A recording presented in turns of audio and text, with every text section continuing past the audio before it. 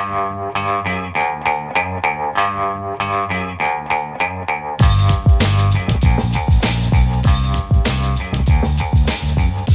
Lehrer on WNYC. Now more Iran coverage. Earlier we talked to a White House foreign policy reporter covering the Washington angle. Now we've got the New Yorker's Iran and world affairs expert, Robin Wright. She's the author of books, including The Last Great Revolution, Turmoil and Transformation in Iran. Robin, we always learn when you come on with us. Welcome back to WNYC. Hi, Brian. Such a difficult time right now. Yes, and I see your latest article is called What Ayatollah Ali Khamenei Meant to Iran and What Comes Next. Let's take each of those separately. I see you had breakfast with Khamenei way back in 1987, before he came to power as the supreme leader, and you found him naively arrogant about theocratic rule. You wrote naively arrogant about theocratic rule. Why did you use those words? Well, I met him when he was president of Iran, a position he held for 8 years in the 1980s before the death of the revolutionary leader Ayatollah Khamenei. It was his only trip to the United States, or in fact to the West. He spoke at the United Nations, and I had a working breakfast with him. I thought because of his lack of travel or education or contact with the West, that he was, kind of petulant and furious about the past U.S. interventions in Iran, and a little bit quite a bit naive about how to close the gap. And remember, this is at a time that Iran was at war, an 8-year war with Iraq, and Iran was fighting back, but it was at the time the U.S. was providing intelligence to Saddam Hussein, the president of Iraq, for him to use chemical weapons against Iranians. So, this was one of probably the toughest time in U.S.-Iran relations before the current war. And it was really interesting to meet the first revolutionary leader to come out to the outside world after the 1979 revolution. So it was a really interesting moment. We know about the protests since December and that the Khamenei regime was willing to kill thousands of protesters in the streets. All the reports say thousands. What is the protest movement about? What mix of economic grievances and freedoms for women and others from the authoritarian theocracy? Well, the protests began in 2009 over a fraudulent election. At least that's what many Iranians believed. And millions took to the streets across the country, and the protests ran on sporadically for about 6 months. Since then, since 2017 particularly, there have been protests over issues such as price hikes over gasoline, which we may be seeing ourselves, and the hardships of daily life. We saw in 2022 the protest movement over personal freedom in the Women Life Freedom Movement. So there have been many triggers for protests in Iran. One of the difficult things at the moment is that the regime arrested tens of thousands of people since the current protests began in December. And when the United States is calling for regime change, many of those who might be out in the streets protesting and demanding something different are in jail. So now let's go on to what comes next. Your article asks, can the regime survive without Khamenei? Can you describe this 3-person committee, people appointed by him, I believe, prior to his death, and how you see their goals or their hold-on power?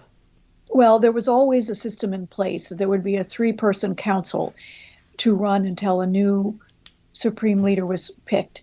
The mechanism for that selection is in the hands of 88 senior clerics who were popularly elected, who then make the decision who select the supreme leader. It's kind of comparable to the College of Cardinals in picking a pope.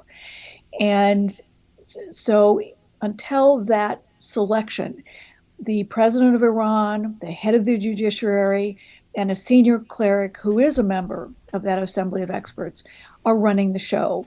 Now, how they're running the show is, hard to see given the the military conflict and the fact that so many of the leaders, military and apparently political, have been taken out. So, I think this is a tenuous moment for the regime. It's a tenuous moment for the protesters and for the Iranian public in trying to understand. I think there are a number of options. One is that there's a new supreme leader who doesn't have quite the credibility or the leverage that Ayatollah Khamenei had, but the system stays in place. The second is that the Revolutionary Guards, who have enormous political sway, whose veterans have seats in parliament, and who have their tentacles in the economy, whether it's telecommunications or construction. And the third option is that there is some kind of regime change. The problem is that no one knows how that regime change happens in a country of 92 million people.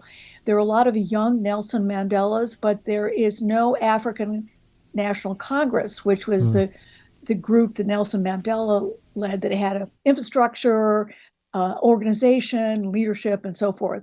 So there's no obvious alternative in Iran.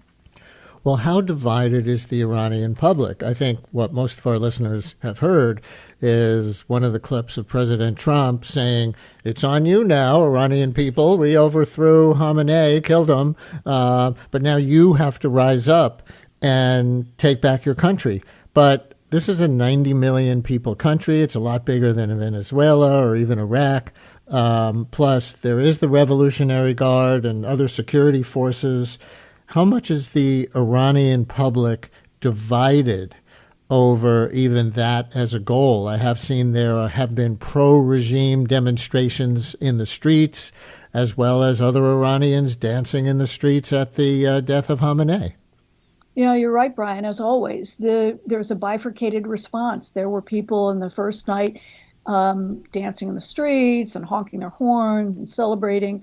But there were also millions who turned out to mourn the supreme leader. And so this is where there is a division between the anti and pro-regime factions. But even among the public, they don't have, the kind of unity that would lead us easily or quickly to, a new regime. There's, as I said, many are in jail, and there's no obvious leadership alternative. The reformers, who at one point appeared to be kind of the hopeful alternative to the hardline faction in Iran, have been marginalized. Some of them, including the leader of the takeover of the U.S. embassy, are now in jail. Many of the reformers were arrested at the end of the protests. So, as you rightly point out, the military still has the tools to repress. The real question is, what will the military, particularly the Revolutionary Guards, do? Will there be the kind of defections that led to the demise of the monarchy in 1979? And we have not seen any signs of that yet. We may in the days to come, but Iran has over 600,000 people, men largely, under arms in the military, conventional, as well as the Revolutionary Guards, the police, all kinds of levels of security forces. And it can rally more than 1 million if it calls up reservists and paramilitary forces. And so here's a clip of Trump from his Saturday morning video that isn't getting as much play as the one in which he urged the Iranian people to rise up. But listen to what he urges and puts on the table here. To the members of the Islamic Revolutionary Guard, the armed forces, and all of the police, I say tonight that you must lay down your weapons and have complete immunity, or in the alternative, face certain death. That makes it sound like there would be a big surge of U.S. troops and they're going to try to kill every one of those hundreds of thousands of armed security forces who don't give up their weapons and defect. That can't be what he's planning. Well, I mean, my initial reaction on hearing that was dream on. And who's giving them immunity? Is this the current regime or, the new supreme leader and the new government? Is this the United States? Who makes those decisions? And does the U.S. have a list of all of, the hundreds of thousands of military forces? I thought that was a very naive line because there are aspirations maybe, but how do you do that? And we had, the same problems when we dealt with the wars in Iraq and Afghanistan, that when we tried to form governments in both places, it didn't go well. And it led to insurgencies in Iraq that became ISIS.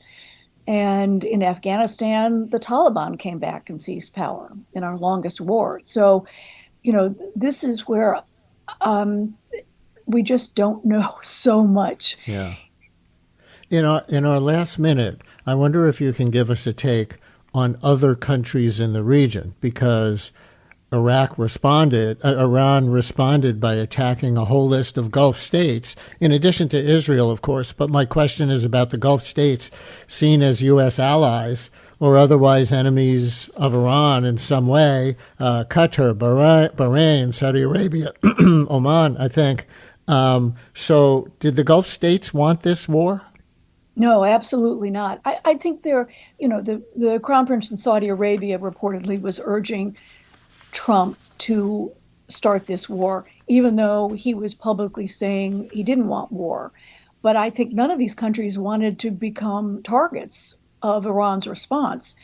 And, we've already seen the fallout, the 3 planes shot down today in friendly fire by the Kuwaitis, and Americans died in Kuwait over the weekend. That, this is playing out ways across the Persian Gulf that I don't know that the United States anticipated. I think President Trump said today, I think maybe to CNN or one of the shows, that the U.S. didn't expect that kind of widespread response by Iran. Robin Wright from The New Yorker, her latest article, What Ayatollah Ali Khamenei Meant to Iran and What Comes Next. Thank you so much for sharing your insights with us, Robin. Thanks, Brian.